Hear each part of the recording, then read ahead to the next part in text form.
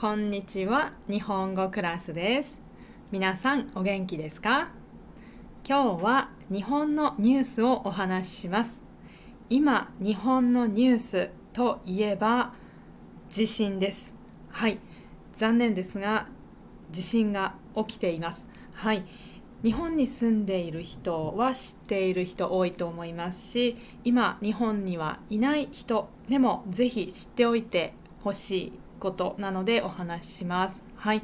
外国に今いる人はいつ日本に来るか分かりませんが、日本ではいつ地震が起きるか分かりません。はい、そしてこれから日本には大きな地震が来ると言われています。はい、これ今日お話しします。でもみんなを怖いと思わせたいと思って話すわけではありません。皆さん日本は怖い国ですという話じゃないです。はい、日本に来て地震に遭ってしまった、自分が日本にいる時に地震が来た時にどうすればいいかということも話します。はい、そして、日本今ここが危ないという話じゃないんです。日本全体が残念ですが危ないです。はい、ですのでみんなに関係があることなのでお話しします。はい、今は暑い夏です。日本は、はい、北海道も夏が来ていますよ。暑いです。そんな中ですね、8月8日、8です。8の日、88ですね。の日に日本には大きな地震が来ました。知ってますか？これが来たのは九州の宮崎県というところです。今写真を見せています。ここが九州ですね。九州のここ宮崎県というところの海のところで大きな地震がありました。それはマグニチュード 7.1 マグニチュード 7.1 です。はい、そうですね、これですね、この後津波も来たんですが、なんとか大きなそこで亡くなったとかそういう話はあまり出てないですね。人が亡くなったとかは出てないんですが、やはりこの宮崎県には大きな、地震の影響が起きています。そしてじゃあ私は東京にいるから関係ないと思いますね。または私は北海道に今度遊びに行くから関係ないという人、はい、そうですね。そうだといいんですが、残念ですがそうではありません。はい、ですので今日お話しします。はい、ここ8月8日に大きな地震が起きて、今日本では、ここの青じゃないですね、黄色い部分のところが、特に大きな地震が来るのではないか、そして津波が来るのではないかと言われています。はい、それがですね、どうしてというと、ここにプレートといって、ここですね、ここの部分で地震がね、いつ起きてもおかしくないんですね。はい、ここで起きてもいいし、ここかもしれないし、ここかもしれないし、分かんない、ここかもしれない。そして皆さんこれを見ると、ここのとこには有名な山があります。みんなが大好きな山です。はい、私も大好きです。そうです。綺麗な富士山です。はい、マウント富士がここにありますね。はい、ここですね。ここの青いところで地震がこれからいつ起きてもおかしくない、変じゃないと言われている。8日地震があって、これから1週間くらいの間はいつ大きな地震が起きてももうはい来ました、はいやっぱり分かってましたという話です。はい、1週間と言ってますが、研究者は1週間経っても地震来ないから安心じゃないですと言っています。はい、そして、ここで起きた場合こっちに影響あるんですけど、なぜかですね、最近、神奈川県で起きたり、地震がですね、ここですね、神奈川で地震が起きたり、そこもマグニチュード 5.3 とても強いです。はい、そしてあとは北海道、ここから遠く離れた北海道でも大きな地震が起きています。どうしてってね、はい、だからもうこれはどこにいても、皆さんがどこに日本に遊びに来てもどこでも起きちゃうかもしれないんですね、地震が。なぜか今とても多い、はい、ですのでなんでっていう話も今日ちょっとしたいと思います。そしてどうすればいいのということね、はい、話しますよ。その前にちょっとだけ、私のオンラインレッスンのインフォメーションです。私はオンラインレッスンをしています。日本語を勉強したい人、ぜひ私と一緒に勉強しましょう。クラスいろいろあります。Zoom を使った授業、ビジネス日本語、はい、これは仕事の日本語を勉強しています。Zoom を使って私と話しながら、他のクラスのみんなと話しながら一緒に勉強しましょう。ビジネス電話のかけ方、話し方、そしてビジネスメールのメールですね、メールの書き方、はい、を練習しています。はい、あとは会話の練習です。こちらは、話す練習ですね。ですますを使った話し方と、ですますを使わない友達と話すとき、恋人と話すとき、家族と話すときの話し方を練習しましょう。そして、これプライベートレッスンです。あとね、こっち会話練習、こちらグループレッスンです。はい。で、こっちプライベートレッスンはあなたと私だけです。はい。これ何でも私教えます。JLPT のリーディング、読解でも会話でも EJU でも何でも、はい、皆さんやりたいことを勉強しましょう。ビジネス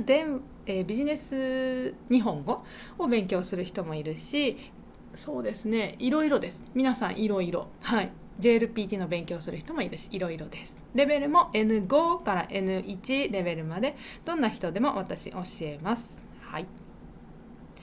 そしてビデオレッスンもあります。これは JLPT の勉強のためのものです。語彙とか文法とか、はい、そういうものを、皆さんがビデオを見て勉強できます。はい。詳しくはオンラインレッスンのリンクから見てください。リンクは今日のディスクリプションかコメントのところに私がリンクを書いてあります。はい、そこから見てください。そして Twitter もしてます。はい、Twitter X ですね。このリンクもコメント、ディスクリプションに書いてあります。お願いします。ではお話入りましょう。このですね、地震があった8月8日、マグニチュード 7.1 というとても、パワフルな地震ですね。強い地震。はい、これもちろん1回では終わらないんですね。地震というのは1回起きるとその後またちょっと弱いといってもマグニチュード5とか4とかそういうのがやっぱりこの近くで起きます。はい、ですのでこの辺の人はもう海の近くはもちろん危ないですので、高いところに逃げたりしています。はい、そして、今ニュースで日本のニュースで特に言われているのがこの8日からこれから1週間特に危険。はい、また大きな地震があるかもしれませんと言われています。この青いところで、なんでこの青いところで地震が起きるかというと、これ見てください。ドン。これ見たことない人多いと思います。知らない人多いですよね。はい、これねちょっとよく見るとこれ日本なんですね。日本の形わかりますかね。あるでしょ、北海道ね、四国、九州ありますね。これ何ですか。そう、これは、地球の下の部分、日本の下の部分を見ると、プレートというものがあります。大きな板です。石と思っていい。石、コンクリートって考えてもいいですよ。それも大きなコンクリート。そしてそれは地球です。はい、地球にはこのプレートというのが11あるらしいです。このプレートね。そうで、海の中に入っている見えない、私たちは見えないこのプレートというものと、海の上に出てる見えるプレートもあるそうなんです。で、地球には11のプレート、11個のプレートがあって、で日本はですね、とても珍しいんですが、4つのプレートがどんどんどんと、ここ4つ分かりますかね、こう名前書いてある4つのプレートがどんどんどんと合わさってできた国です。これは地球の中でもとても珍しい、はい、4つのプレートが重なってできた国は、例えばトルコ、はい、トルコがそうだそうです。だけど日本がまた珍しいのが、この2つのプレートは陸のプレート、上のこの私たち人間が生活できる上の部分のプレートが2つあるんですけど、もう2つは海の中にあるんですね。そうで、この海の中にあるプレートというのは、この海のプレートって書いてありますね。これね、海のプレートはこの下の方に動くプレートというのは動くんですね。動くコンクリート、エスカレーターエスカレーターみたいに下に下がっていくんですね。そしてここにも書いてあるんですけど、4センチ、はい、このプレートたちは4センチ、1年で4センチぐらい動いているらしいです。動かないでくださいと思いますね。やめてください、止まってくださいと私は思うんですけど、地球は生きていますね。はい。で、こっちの海のプレート、もう一つの方は、こっちはすごい1年に8センチも動いてるんですね。やめてくださいって思いますね。それもなんか日本の方に向かって動いてますよね。どうしてって言いたいんですけど、動いてます。しょうがないです。はい。で、これまたやっぱり面白いとも言えるんですけど、この4つのプレートが重なってる部分、4つトントントンって一緒になってる部分、特に3つか、これ見るとね、3つって見ると、ここにあるのがそうです、山、富士山です。富士山、そう、これがトントンと重なって、富士山は、すごいパワーを持って綺麗な形になった。はい。でも富士山も生きているんです。そう、富士山ができたというか、できたのはすごく前だけど、富士山も生きていて、あそこからボーンと火をブーンとするのは、今からだいたい300年くらい前にボーンとしたらしいです。でそれから今300年ずっと静かなんですけど、いつ富士山がまたボーンとするかわからない、はい、と言われていて、本当に今それが起きても不思議ではない。そうなんです。でそれがあったらとても大変なことが起きます。はい、大変なんです。例えば東京に住んでいる人でも大変なことが起きます。はい、黒い雨が降ります。はい、それだけじゃなくていろんなことが起きます。病気になる人もいるんですね。それの話はちょっとまた今度にするんですけど、今日はここね、このプレート、このフィリピン海プレートというここの部分がですね動いていて、つい最近起きた地震はここですよね。ここ九州の隣ですね。ここで起きたのをきっかけに、こっちのプレートが動いている、こっちがもっと大きな動きをするのではないかと言われています。そしてここのね部分ですね、ここの日本のこの辺のことを南海トラフと呼んでます。この言葉はぜひ知っておいた方がいいです。ニュースでよく言われます。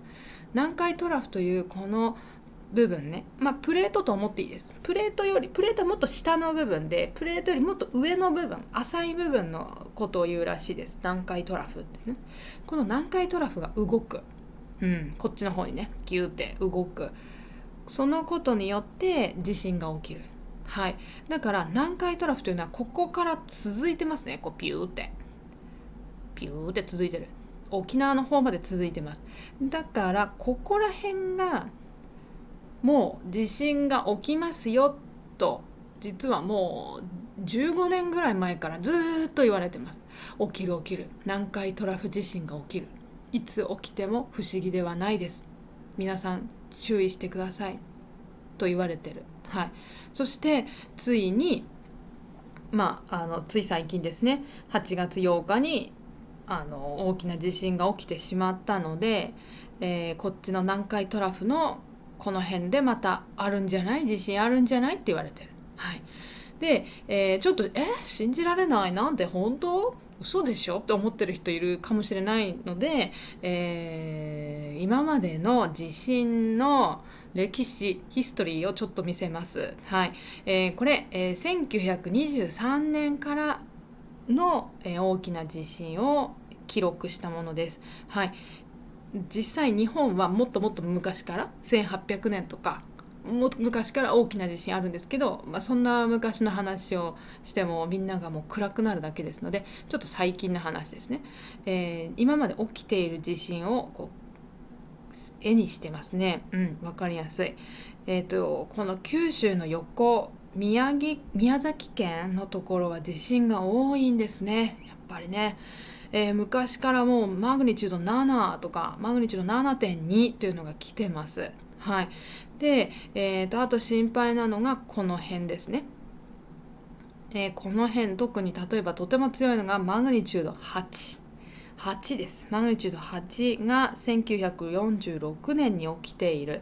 はい、ですのでこの辺は起きやすい。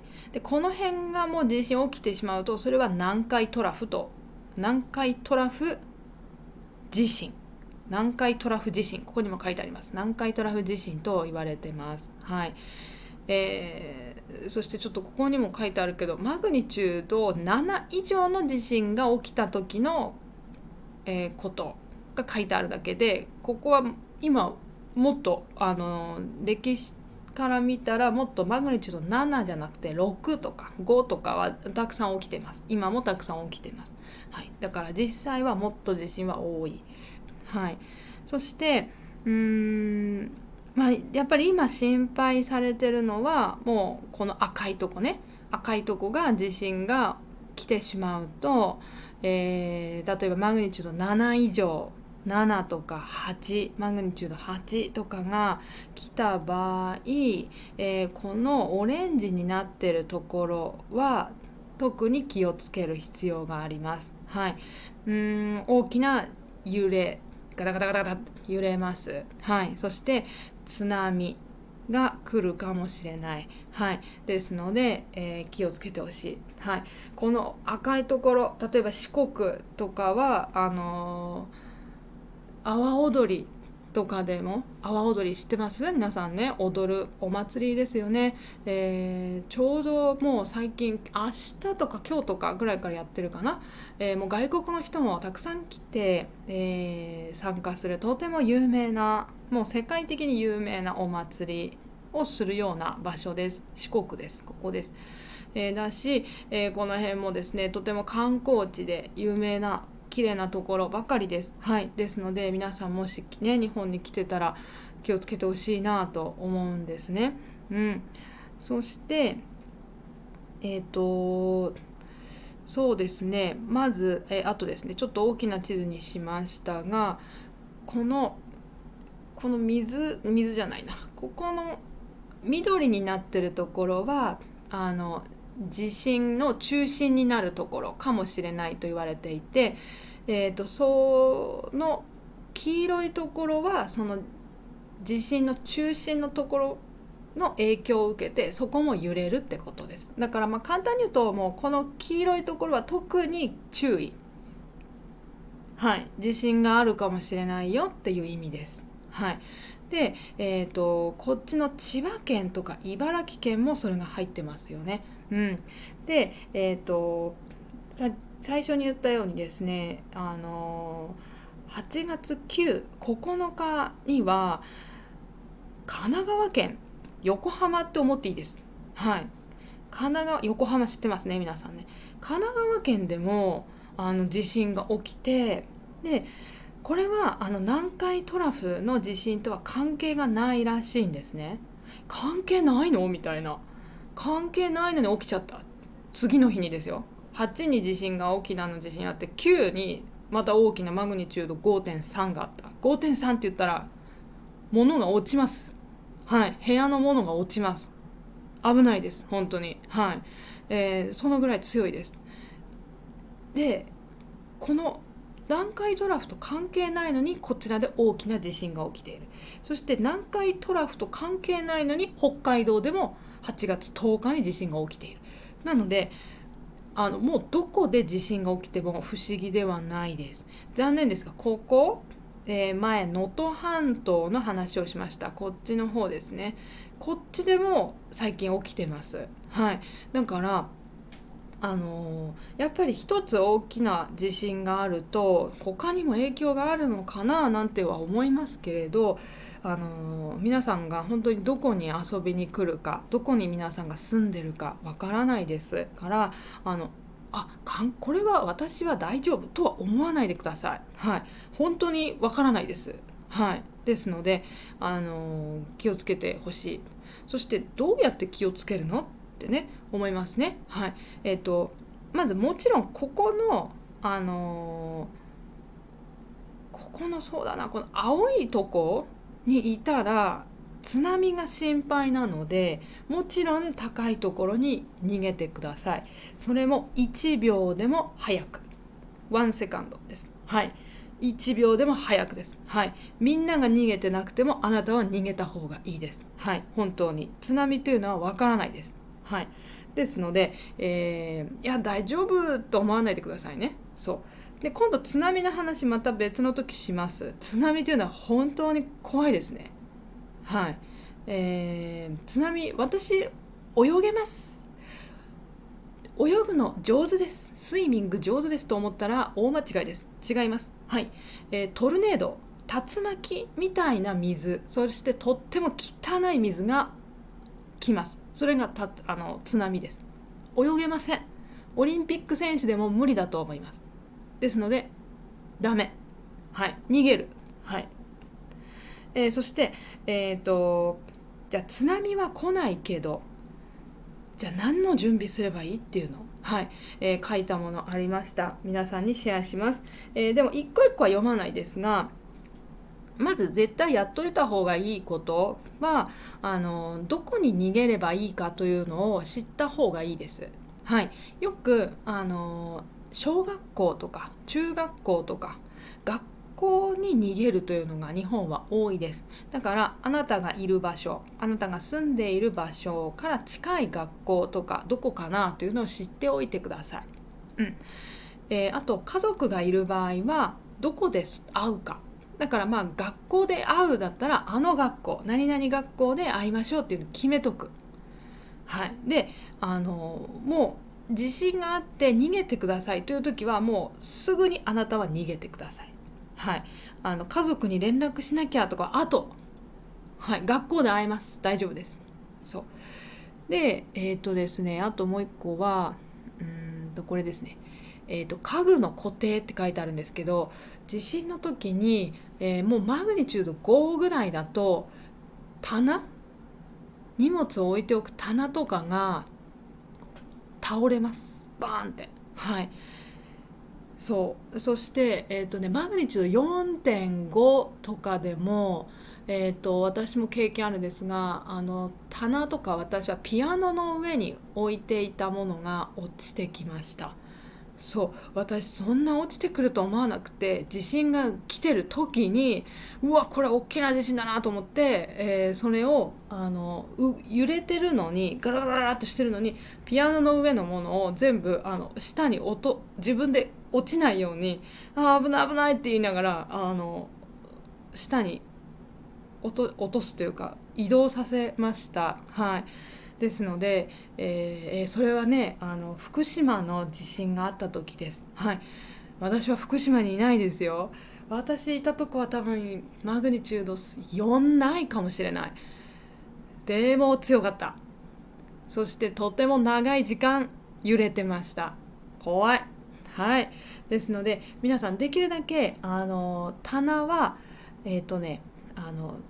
もし棚あるんだったら棚が倒れないように、止める固定ってねここに書いてありますけど、よくショッピングセンターとかの、ホームセンターとかに行くと棚を押さえるバーみたいなのが売ってます。それやっといた方がいいです。はい、食器棚、お皿を入れてる棚とかね、はい、とても危ないですね。お皿落ちてきて割れますので、はい、怪我しますよ皆さん。それを止めておく、やっておくと自分が怪我しなくて済みます。そしてもう一つは、用意しておくものですね。ものはできるだけ家の出るとこのドア、玄関と言います。そこに用意しておく。これねリュックが書いてありますけど、私の家はリュックではなくて袋に入れてます。はい、ヘルメットあるんだったらとてもいいと思います。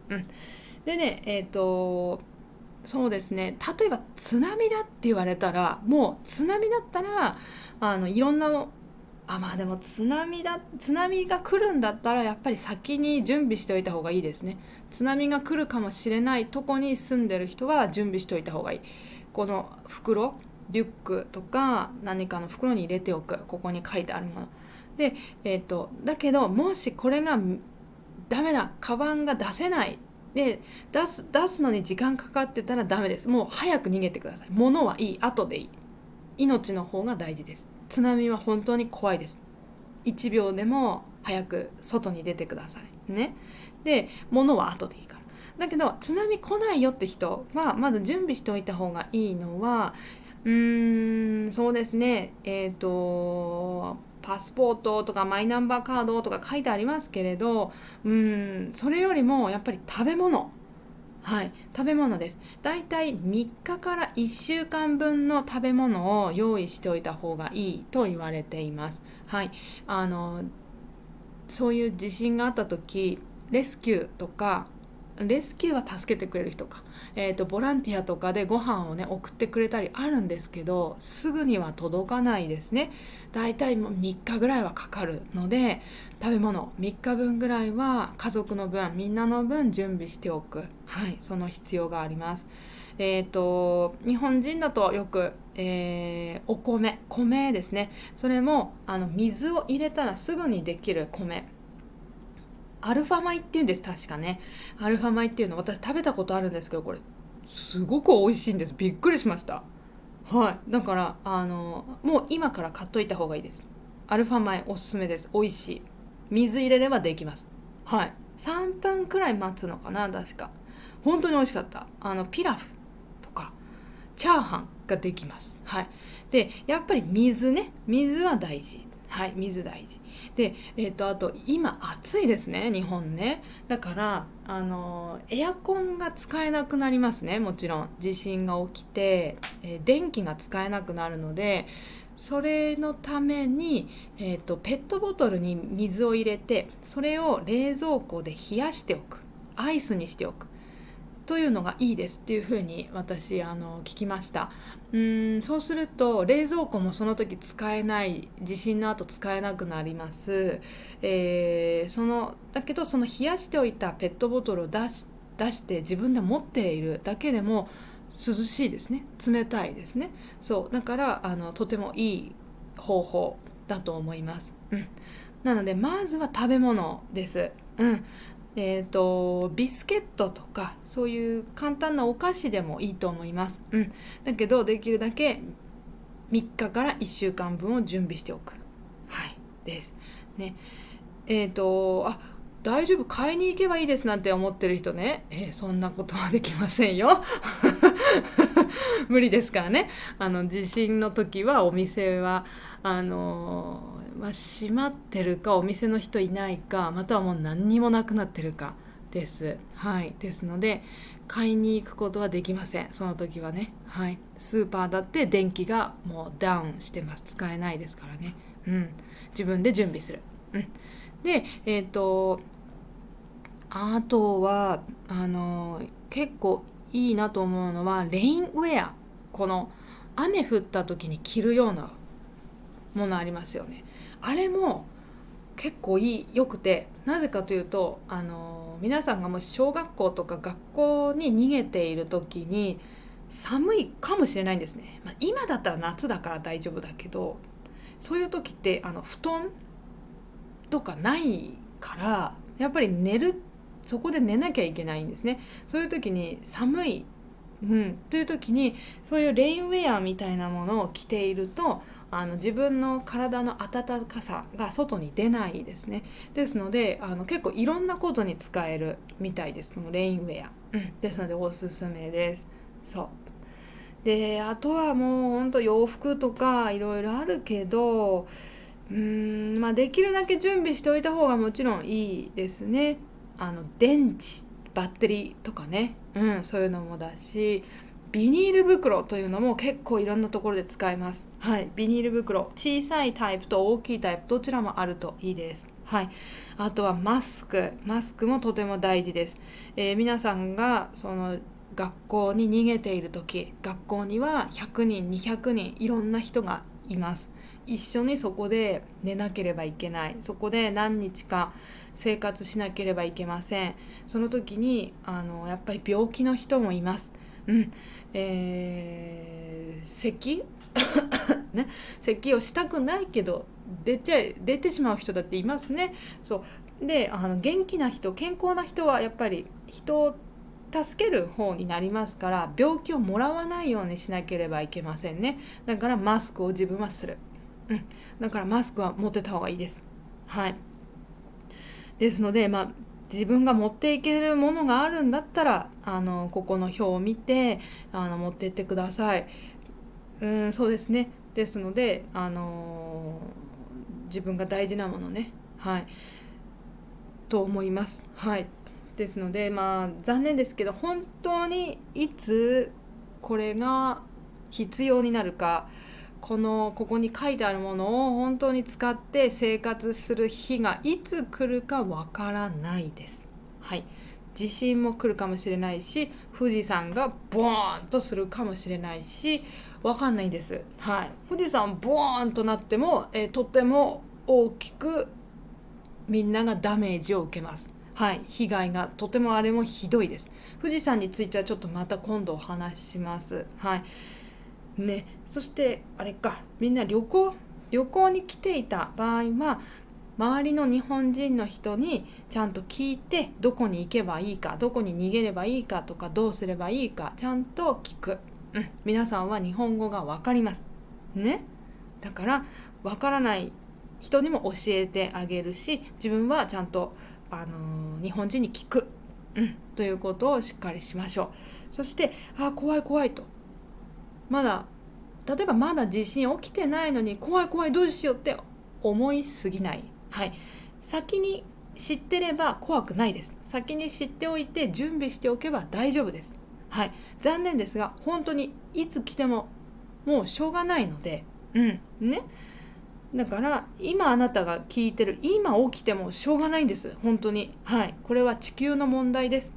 人間は何もできないね。そうだからじゃあどうすればいいか、そっちをポジティブに考えましょうね。この地震があることで日本は温泉がねできたり、豊かな綺麗な山ができたり、森ができたり、綺麗な森があるということは、山ができるということは綺麗な水ができたりしてるんです。だから地球にありがとうなんです。本当にそこに日本人は住ませてもらってるだけなので仕方ないんです。だからぜひ皆さんあまり怖い怖いと思いすぎないで、日本来た時はぜひ楽しんで、だけど何を気をつければいいか確認して過ごしてください。旅行に来る人はホテルのフロント受付のとこで、もし地震があったらどこに行けばいいですかって聞いてもいいと思いますですので大丈夫です。怖いと思いすぎないそして日本人は地震に慣れていますから、ぜひ日本人に助けてくださいと言ってくださいじゃあ皆さんぜひ日本の生活してる人は楽しんでください。そして日本にこれから来る人、ぜひ来てください。日本は本当にいい国だと私は思いますね。ぜひぜひ楽しんで過ごしてください。それでは今日はこれで終わります。ありがとうございます。